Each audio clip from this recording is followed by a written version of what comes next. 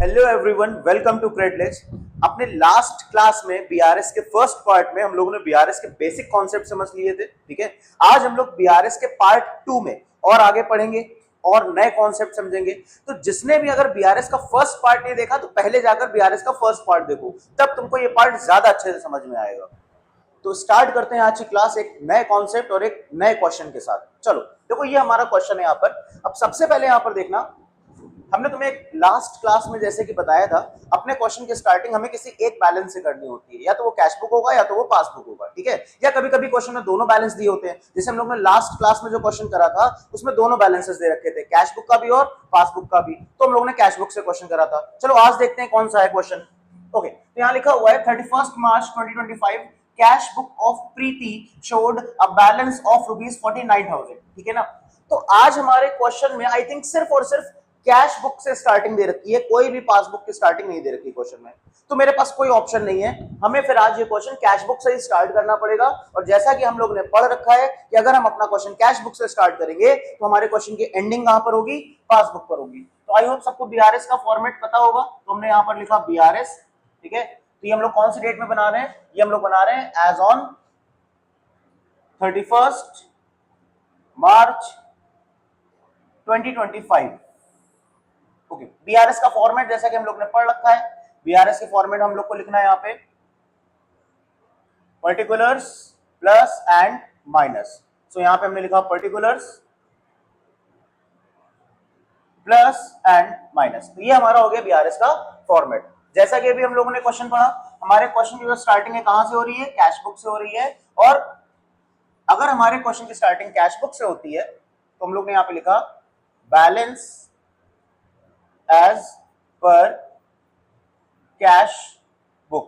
तो अगर हमारे क्वेश्चन की स्टार्टिंग कैश बुक से होती है तो हमारे क्वेश्चन की एंडिंग कहां पर होती है? पासबुक पे। ठीक है, तो हम यहां पर लिख दे रहे बैलेंस एज पर पासबुक। ये सब हम लोग ने लास्ट टर्म में पढ़ रखा है, इसीलिए मैं कह रहा हूं कि अगर किसी ने फर्स्ट वाला वीडियो नहीं देखा पार्ट 1 बीआरएस का, तो पहले वो जाकर देखो, तब ये ज्यादा समझ में आएगा। अब हम लोगों ने एक चीज पढ़ रखी है ऑलरेडी कि कोई भी बुक हो, चाहे कैश बुक हो चाहे पासबुक हो, हर बुक के दो बैलेंसेस होते हैं, है ना? एक डेबिट बैलेंस और एक क्रेडिट बैलेंस। ओके, सो पर यहां पर कुछ भी नहीं लिखा हुआ है, यहां पर सिर्फ लिखा हुआ है बैलेंस।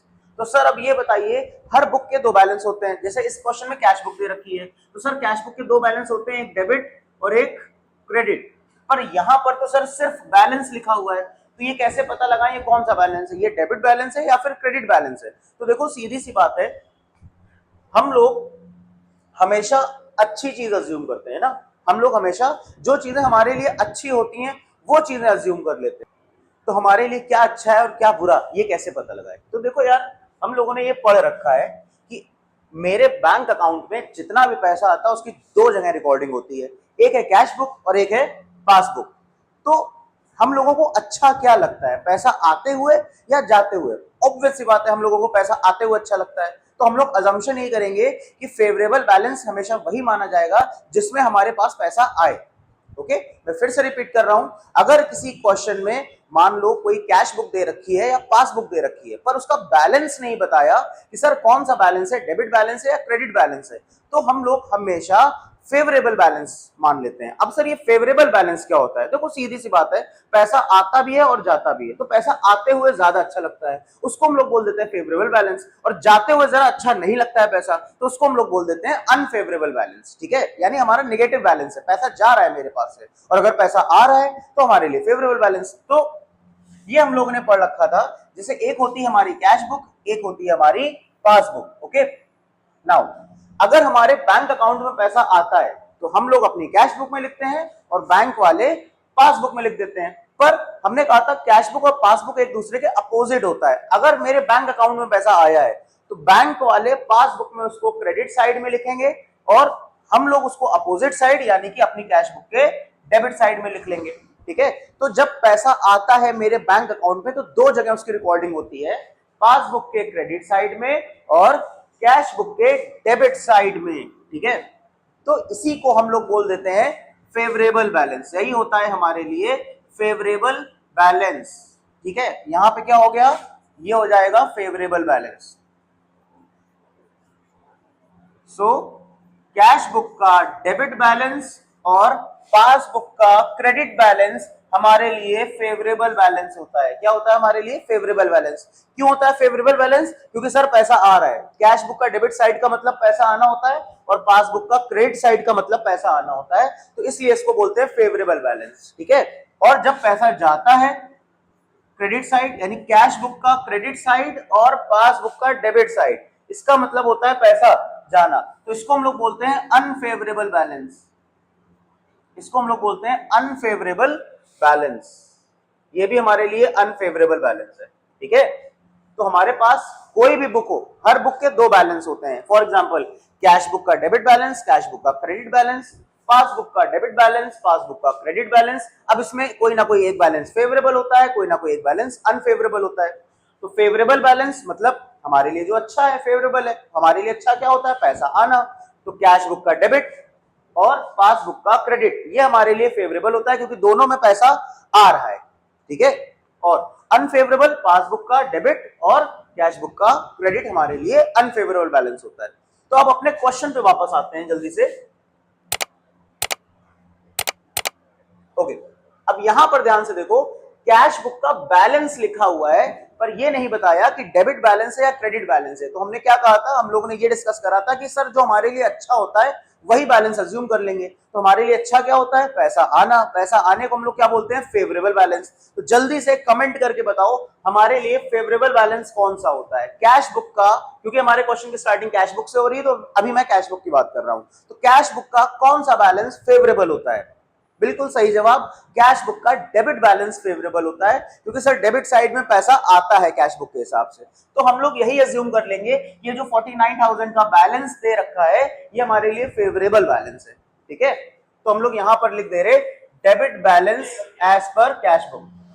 जितने भी फेवरेबल बैलेंसेस होते हैं, जैसे कैश बुक का डेबिट बैलेंस हमारे लिए क्या होता है? ये हमारे लिए फेवरेबल होता है। तो याद रखना जितने भी फेवरेबल बैलेंस होते हैं वो हमेशा प्लस साइड में लिखे जाते हैं। ठीक है। तो कैश बुक का डेबिट बैलेंस फेवरेबल है मतलब पैसा आया है, तो उसको हम लोग हमेशा कहां लिखेंगे? प्लस साइड में। हमारा बैलेंस दे रखा है यहाँ पे 49,000, तो हम लोग यहाँ पर लिख देंगे 49,000। ठीक है। तो ये हो गई हमारे क्वेश्चन की स्टार्टिंग। और जैसा कि हम लोग डिस्कस कर चुके हैं, अगर हमारे क्वेश्चन की स्टार्टिंग कैश बुक से हुई है तो हमारे क्वेश्चन की एंडिंग जो है वो होगी पासबुक पर। ठीक है। तो अब सर ये कैश बुक और पासबुक का बैलेंस मैच हो क्यों नहीं रहा था? तो भाई देखो ये बहुत सारे रीजन दे रखे हैं, 1 2 3 4 5 एंड 6, ये 6 पॉइंट्स यहां पर दे रखे हैं और ये वो रीजंस हैं जिनकी वजह से मेरे बैंक अकाउंट में जो पैसा पड़ा है, जो बैलेंस है, वो मेरे हिसाब से और मेरे बैंक वालों के हिसाब से मैच नहीं हो पा रहा। मेरे हिसाब से मतलब कैश बुक, बैंक वालों के हिसाब से मतलब पासबुक। तो दीज आर द रीजंस, यही वो सब रीजंस हैं जिनकी वजह से मेरा कैश बुक और पासबुक मैच नहीं हो रहा। तो अब एक एक करके देखते हैं ये रीजन क्या है और इनको हटाने की कोशिश करते हैं। तो first point, cheques of Vijay and Rahul were deposited but were not collected up to 31st March. Okay, देखो यहां पर दो लोग हैं, एक है विजय और एक है राहुल। विजय से हमको 9,000 रुपीज का चेक मिला है और राहुल से हमको 15,000 रुपीज का चेक मिला है, यानी टोटल कितना अमाउंट हो गया? सब लोग जल्दी से टोटल करके बताओ। 24,000। ठीक है। तो ये हो गया 24,000। ओके, तो हमको टोटल 24,000 यानी 24,000 के चेक मिले, दो चेक। अब हमने वो बैंक में क्या कर दिए? डिपॉजिट कर दिए। देखो कोई भी एक नॉर्मल पर्सन क्या सोचेगा कि यार मैंने 24,000 रुपीज के चेक जाकर बैंक में डिपॉजिट कर दिए, अब मैं डिपॉजिट करके घर आ जाऊंगा तो मैं तो यही सोचूंगा ना कि मेरे अकाउंट में पैसा आ गया होगा। यही सोचकर मैं घर गया, मैंने घर में अपनी कैश बुक खोली और उसमें 24,000 रुपीज प्लस कर दिए कि भैया मेरे बैंक अकाउंट में रुपए आ गए होंगे। ठीक है। पर बाद में पता चला वर नॉट कलेक्टेड, मैंने डिपॉजिट तो कर दिया पर मैंने गलत सोचा कि पैसा आ गया होगा, ये सोचकर मैंने प्लस कर दिया। बाद में पता चला अभी तक पैसे आए नहीं और ये पैसे 31 मार्च तक नहीं आए। और हम लोग बीआरएस कब बना रहे हैं? हम लोग बीआरएस बना रहे हैं 31 मार्च को, यानी जिस दिन हम लोग बीआरएस बना रहे हैं उस दिन तक ये 24,000 रुपए मेरे बैंक अकाउंट में नहीं आए थे और हम फालतू में बढ़ाकर बैठ गए, उसको प्लस करके बैठ गए, तो गलत कर दिया ना, प्लस नहीं करना चाहिए था। अब चूंकि प्लस कर दिया है तो उसका रिवर्स कर देते हैं, प्लस का रिवर्स होता है minus.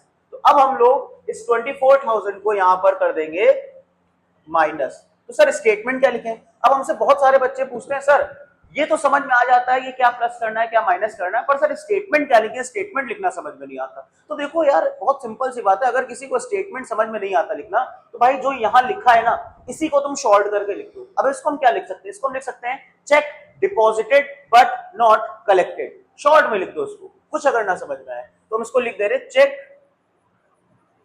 Deposited but not collected. Short में जो लिखा था उसकी समरी हमने यहां पर एक शॉर्ट में लिख दी यहां पर, ठीक है। चलो नेक्स्ट पॉइंट में चलते हैं। नेक्स्ट पॉइंट क्या कह रहा है, रमेश अ डेटर। आई होप सबको पता होगा डेटर कौन होता है ना। डेटर वो पर्सन होता है जिससे हमें अपने रुपए वापस लेने हैं। फॉर एग्जाम्पल मैंने किसी को गुड्स बेचा, ठीक है, मैंने किसी को 8000 रुपीज का गुड्स बेचा, वो भी उधार क्रेडिट पे बेचा है। अब वो तो गुड्स लेकर चला गया, तो मुझको क्या है, रमेश से अपने 8000 रुपए लेने बाकी है, तो रमेश मेरा डेटर है, ठीक है। अब उसने क्या करा, मेरे बैंक अकाउंट में जाकर डायरेक्टली एक चेक डिपॉजिट कर दिया। डायरेक्टली क्या करा, उसने चेक डिपॉजिट कर दिया। तो भाई रमेश मेरा डेटर है, हमें उससे 8000 रुपीज लेने हैं, ठीक है। उसने क्या करा, बैंक में गया और मेरे बैंक अकाउंट में 8000 रुपीज डिपॉजिट करा दिए। पर रमेश ने ये बात मुझे नहीं बताई कॉल करके कि भाई साहब मैंने आपके अकाउंट में 8000 रुपीज पड़वा दिए हैं। तो अब मेरे अकाउंट में रमेश ने 8000 पड़वा दिए, रमेश ने मुझको कॉल नहीं करा ना मैसेज करा, तो भाई मुझको कैसे पता चलेगा, मुझे रात में सपना थोड़ी ना आ रहा है कि रमेश ने मेरे अकाउंट में 1000 रुपीज पड़वा दिए। अब हमें तो पता नहीं था, बैंक वालों को पता था, उन्होंने बैंक में अपनी पासबुक में 8000 रुपीज प्लस कर दिए। बाद में मुझको पता चला कि अच्छा ऐसा हुआ है, रमेश ने मेरे अकाउंट में 8000 रुपीज पड़वा दिए। तो अभी 8000 रुपीज जो मैंने अपनी कैशबुक में प्लस नहीं करे थे, अब मैं क्या करूंगा, उसको प्लस कर दूंगा। तो यहां पर 8000 रुपीज मैं क्या कर दूंगा, प्लस कर दूंगा, ठीक है। अब फिर से वही बात, सर क्या लिखे स्टेटमेंट, प्लस माइनस तो समझ में आ जाता है, तो भाई कुछ मत करो, सीधे सीधे यही लिख दो, check deposited directly by the debtor या बाय द कस्टमर। एक चेक था वो मेरे कस्टमर या डेटर ने डायरेक्टली जाके बैंक में डिपॉजिट कर दिया, भाई जिसके बारे में मुझे पता नहीं था, इसलिए मैंने अपनी कैश बुक में प्लस नहीं करा था अमाउंट, जब मुझे पता चला तो भाई मैं प्लस कर दे रहा हूं, ठीक है। तो यहां पर शॉर्ट में हम लोग लिख देंगे cheque directly deposited by the customer. और यहां पे हमारा कस्टमर कौन है, यहां पे हमारा कस्टमर है रमेश। नाम भले मत लिखो पर आप कस्टमर लिख सकते हो वहां पर, ठीक है। Now next, bank allowed an interest of ₹500। अब यहां पर देखो हमें कुछ चीजें और समझनी है। एक यहां पर लिखा है अलाउड, देखो एक होता है अलाउड और एक होता है चार्ज, ठीक है। एक होता है अलाउड और एक होता है चार्ज। अलाउड का मतलब होता है बैंक मुझको इंटरेस्ट दे रहा है, यानी मेरे अकाउंट में उसने 500 रुपए इंटरेस्ट के डाल दिए। पर अगर चार्ज लिखा होता तो मेरे अकाउंट में पैसा आया नहीं है, बैंक ने मेरे अकाउंट से पैसा कट कर लिया, निकाल लिया है। तो फिलहाल यहां पर लिखा है अलाउड। अलाउड का मतलब होता है क्रेडिटेड। कभी कभी पेपर में अलाउड लिख के नहीं आएगा, क्रेडिटेड लिख के आएगा, तो समझ जाना दोनों चीजें क्या है, सेम है। चाहे अलाउड लिख के आए चाहे क्रेडिटेड लिख के आए, दोनों का मतलब सेम होता है। तो बैंक अलाउड या बैंक क्रेडिटेड इंटरेस्ट ऑफ ₹500। हम लोगों ने अपनी लास्ट क्लास में समझा भी था, जब मेरे पास मैसेज आता है कि बैंक ने आपके अकाउंट में क्रेडिट कर दिया, इसका मतलब पैसा आया है। और अभी अभी हम लोगों ने एक चीज और पढ़ी थी, फेवरेबल बैलेंस। याद करो पासबुक का फेवरेबल बैलेंस कौन सा होता था, पासबुक का फेवरेबल बैलेंस क्रेडिट साइड होता था। क्यों, क्योंकि पासबुक के क्रेडिट साइड का मतलब पैसा आना होता है ना। तो यहां पर बैंक ने हमको इंटरेस्ट दिया है, यानी बैंक से इंटरेस्ट हमें मिल रहा है, मेरे अकाउंट में पैसा आया है, तो क्रेडिट हुआ है। कितने रुपए, 500 रुपए। तो ठीक है, अगर मेरे अकाउंट में 500 रुपए आए हैं, हमको पता चला, हम भी अब 500 रुपए अपनी कैश बुक में क्या कर लेंगे, प्लस कर लेंगे। तो ये 500 रुपीज भी हम लोग कहां लिखेंगे, प्लस साइड में लिखेंगे। और अगेन वही चीज, सर क्या लिखें, तो यही लिख दो, बैंक अलाउड इंटरेस्ट शॉर्ट में, ठीक है। तो bank allowed interest, okay. Now next point, cheque for ₹10,000 issued to Ramesh was not presented for payment। अब देखो ये वाला पॉइंट हम लोग ने लास्ट क्वेश्चन में भी अपने करा था पार्ट 1 में, ठीक है। हमने रमेश को एक चेक इश्यू करा है, इश्यू का मतलब होता है किसी को चेक देना। अब भाई अगर मैं रमेश को चेक दूंगा तो मैं यही समझूंगा ना, रमेश जाएगा तुरंत बैंक में जाकर चेक लगाएगा और मेरे अकाउंट से 10,000 रुपए कट जाएंगे और रमेश के अकाउंट में 10,000 रुपए चले जाएंगे। तो यही सोचकर हम घर में अपने कैश बुक में क्या कर लिया, माइनस कर लिया। मैंने अपने बिजनेस की जो कैश बुक थी उसको क्या कर लिया, माइनस कर दिया वहां से। पर एक्चुअल में हुआ क्या, रमेश प्रेजेंट हुआ ही नहीं वो चेक लेकर बैंक में। भाई रमेश जब तक वो चेक लेकर बैंक में नहीं जाएगा तब तक मेरे अकाउंट से रुपए नहीं कटेंगे। और हमें इस बात का पता नहीं था कि रमेश नहीं गया है, हम तो यही सोचा कि भाई रमेश चला गया होगा बैंक में और मेरे अकाउंट से रुपए कट जाएंगे। पर फिलहाल अभी मेरे अकाउंट से रुपए कटे नहीं है क्योंकि रमेश बैंक गया ही नहीं है। तो हमको लगा कि रमेश बैंक चला गया होगा, ये सोचकर हमने अपनी कैश बुक में माइनस कर दिया है। कितने रुपए माइनस कर दिए, 10,000 रुपीज। जबकि फालतू में माइनस कर दिया, भाई मेरे अकाउंट से रुपए कटे नहीं तो माइनस कर दिया ना, गलत माइनस कर दिया, तो गलत को सही करने के लिए क्या करना पड़ेगा, रिवर्स करना पड़ेगा, उल्टा करना पड़ेगा। तो भाई माइनस कर चुके हैं इसलिए इसको क्या कर देंगे, वापस से प्लस कर देंगे हम लोग, कितने रुपीस, 10,000 रुपीज। अब अगेन फिर से सर स्टेटमेंट क्या लिखे, तो भाई यही लिख दो, cheque issued but not presented, short में cheque issued but not presented 10,000 rupees, ठीक है। Now next point, bank debited. देखो अभी मैंने पढ़ाया था ना, अगर बैंक क्रेडिट करता है इसका मतलब पैसा आया है मेरे अकाउंट में, और अगर मेरे अकाउंट में पैसा आएगा तो हम लोग प्लस कर लेंगे। पर यहां पर उसका अपोजिट लिखा है, लिखा है बैंक डेबिटेड, ठीक है ना। डेबिटेड मतलब बैंक ने मेरे अकाउंट से रुपए कट कर लिए, ठीक है। कितने रुपए कट करें, 6,000 रुपीज कट कर लिए। पर बैंक ने अपने मन से कट कर लिए क्या सर, मतलब क्या सर बैंक ऐसा कर सकता है कि मेरे अकाउंट में मेरा पैसा पड़ा बैंक अपने मन से कट कर ले, नहीं ऐसा नहीं होगा। तुमने बैंक को इंस्ट्रक्शन दे रखे होंगे, देखो यहां पर लिखा हुआ है being insurance premium paid as standing instructions. तुमने बैंक को इंस्ट्रक्शन दे रखा है कि जब भी कोई इंश्योरेंस, जब भी कोई और खर्चे करने हो तो भाई बार बार हमसे मत पूछो। जैसे आजकल बड़ा एक फेमस गूगल पे में हम लोग को चलता है ना, ऑटो पे चलता है। हम लोग कई चीजों में ऑटो रिन्यूअल लगा देते हैं, ऑटो पे चला देते हैं। बहुत सारे एप्स होते हैं, जैसे म्यूजिक के एप्स हो गए या वीडियोस के एप्स हो गए, है ना। तो हम लोग हर 3-3 महीने का बार बार सब्सक्रिप्शन खरीदते हैं, तो लगता है यार बार बार कौन करेगा, तो हम लोग ऑटो रिन्यूअल लगा देते हैं कि भाई अपने आप पैसा कट जाएगा, अपने आप रिन्यू हो जाएगा। तो बस वही चीज होता है स्टैंडिंग इंस्ट्रक्शंस। तो आई होप यहां पर बात सबको समझ में आई होगी। तो भाई मैंने बैंक को इंस्ट्रक्शन दे रखा है कि जब जब इंश्योरेंस का पैसा आया करे भाई कट कर लिया करो मेरे बैंक अकाउंट से, बार बार मुझे डिस्टर्ब मत करा करो, मुझे हर साल लेना ना पड़े। तो बैंक ने कहा ठीक है भाई, अकाउंट तुम्हारा, पैसा तुम्हारा, तुम्हारा ऑर्डर, तुम ऑर्डर दे रहे हो, तुम इंस्ट्रक्शन दे रहे हो, तो तुम्हारा 6,000 रुपए मैं कट लूंगा। तो बैंक वालों ने मेरे अकाउंट से मेरे कहने पर, मेरे इंस्ट्रक्शन पे 6,000 रुपए क्या कर लिए, कट कर लिए। तो भाई मेरे अकाउंट से अगर बैंक अकाउंट से रुपए कटेगा तो मैं भी अपने कैश बुक से माइनस कर लूंगा, पैसा चला गया 6,000 रुपए। तो ये 6,000 रुपीज हम क्या कर देंगे, माइनस साइड में लिखेंगे, क्योंकि मेरे अकाउंट से पैसे कट गए। तो यहां पर सीधी सी बात है, पैसा आया था तो बैंक अलाउड इंटरेस्ट था, पैसा गया है तो बैंक चार्ज लिख लो, चाहे बैंक डेबिटेड लिख लो। तो हम यहां पे लिख रहे हैं bank debited as insurance premium. आप एज स्टैंडिंग इंस्ट्रक्शन भी लिख सकते हो, कुछ भी लिखो, उससे कोई दिक्कत नहीं है, ठीक है ना। अब आते हैं हम लोग अपने लास्ट पॉइंट पर। हमारा लास्ट पॉइंट है अगेन फिर से डेबिटेड। अभी हम लोग ने पढ़ा था ना, डेबिट का मतलब होता है पैसा मेरे बैंक अकाउंट से चला गया, बैंक वालों ने मेरे अकाउंट से पैसा कट कर लिया है। तो फिर से मेरे बैंक अकाउंट से पैसा कट कर लिया। पिछली बार 6,000 रुपीज कटे थे लास्ट टाइम, अब की बार जो है प्रेजेंट टाइम में 100 रुपीज कटे हैं।